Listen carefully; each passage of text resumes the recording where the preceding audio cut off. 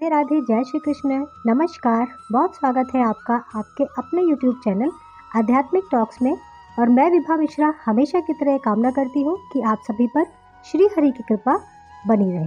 दोस्तों, आज मैं इस वीडियो में आपसे बताऊंगी कि कार्तिक मास जो शुरू हो चुका है, कार्तिक मास सभी महीनों में सबसे सर्वश्रेष्ठ महीना माना जाता है।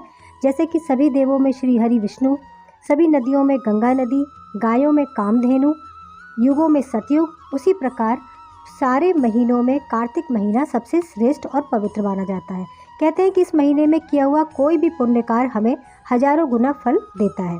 तो दोस्तों, आज मैं आपको बताती हूँ कि इस महीने में परिक्रमा करने का क्या महत्व है, और वो भी ब्रज की परिक्रमा करने का। इस महीने में गोवर्धन की परिक्रमा की जाती है, ब्रज की परिक्रमा की जाती है, वृंदावन की परिक्रमा की जाती है, जो ही बेहद ही शुभकारी फलदायी मानी जाती है, क्योंकि ये महीना श्री हरि का महीना है। तो हम जाके बिहारी जी के यहाँ वृंदावन की पूरी परिक्रमा करते हैं या ब्रज की परिक्रमा करते हैं, तो हमें अपने जीवन में बहुत पुण्य की प्राप्ति होती है। तो अगर आप मेरे चैनल पर पहली बार हैं तो चैनल को सब्सक्राइब कीजिएगा, वीडियो को लाइक कीजिएगा, और उसे ज़्यादा से ज़्यादा शेयर कीजिएगा।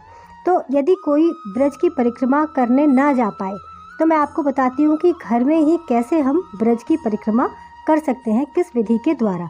क्योंकि कभी ना कभी हम जा पाते हैं कहीं कहीं, हम किसी कारणवश, यदि हम वृद्ध हैं या हम किसी बीमारी से ग्रस्त हैं या दूर हैं, हम किसी भी कारणवश अगर हम ब्रज नहीं जा पा रहे, मथुरा वृंदावन हम नहीं जा पा रहे, गोवर्धन की यात्रा करने हम नहीं जा पा रहे, तो हम अपने घर में ही किस उपाय से जो है ब्रज की परिक्रमा के बराबर फल प्राप्त कर सकते हैं। तो मैं आपको बताती हूँ, तो वीडियो के साथ आप पूरा बने रहिएगा, कहीं भी स्किप मत कीजिएगा। वीडियो पसंद आए तो कमेंट में हमेशा की तरह आप राधे राधे लिख सकते हैं, इसको ज़्यादा से ज़्यादा शेयर कीजिएगा।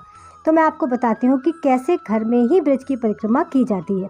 देखिए, ये महीना जो है श्रीहरि का है। श्रीहरि को तुलसी जी अति प्रिय है, और इस महीने में तुलसी पूजन का भी विशेष महत्व बताया गया। तुलसी में माता में जो है दीपदान करने का महत्व बताया गया, उनकी परिक्रमा करने का महत्व बताया गया है, जिससे हमें 1000 गुना अश्वमेघ यज्ञ करने का फल मिलता है। तो आप कैसे कर सकते हैं तुलसी महारानी की परिक्रमा से ब्रज की परिक्रमा? यदि आपके पास शालिग्राम जी हैं या लड्डू गोपाल जी हैं, या आपके पास कोई भी श्रीहरि की प्रतिमा है, तो आप जो है कार्तिक महीने में किसी भी एकादशी को, 2 एकादशियाँ पड़ती हैं, कृष्ण पक्ष की और शुक्ल पक्ष की, रंभा एकादशी और देवोत्थान एकादशी। तो आप इन दोनों एकादशी पर करते हैं तो सर्वश्रेष्ठ है। अगर आप एकादशी पे नहीं भी कर पाते तो आप कार्तिक मास के किसी भी दिन ऐसा कार्य कर सकते हैं।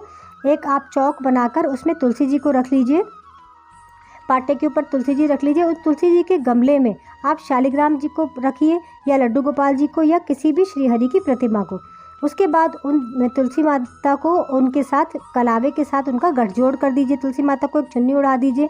वैसे बहुत लोग तुलसी विवाह के दिन ये सारा कार्य करते हैं, तुलसी माता में दीपदान करते हैं और उस दिन उनकी परिक्रमा कर लेते हैं। तो यदि आप श्रीहरि की प्रतिमा के साथ तुलसी जी की परिक्रमा करते हैं, 108 परिक्रमा कर लेते हैं, तो आपको ब्रज की परिक्रमा करने का ही पूरा फल प्राप्त होता है अपने घर में।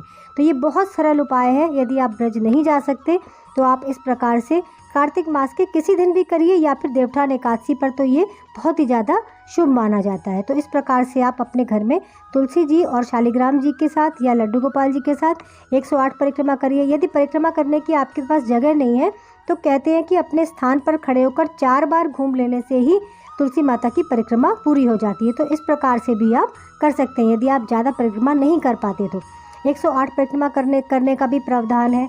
9 परिक्रमा भी कर सकते हैं आप, 7 परिक्रमा, 9 परिक्रमा, 11 परिक्रमा, इस प्रकार से भी कर सकते हैं, और 108 भी कर सकते हैं, जैसा आपके लिए सुविधाजनक हो। तो दोस्तों, आपको वीडियो पसंद आया तो प्लीज़ इसे लाइक शेयर कीजिएगा और चैनल को सब्सक्राइब कीजिएगा। धन्यवाद।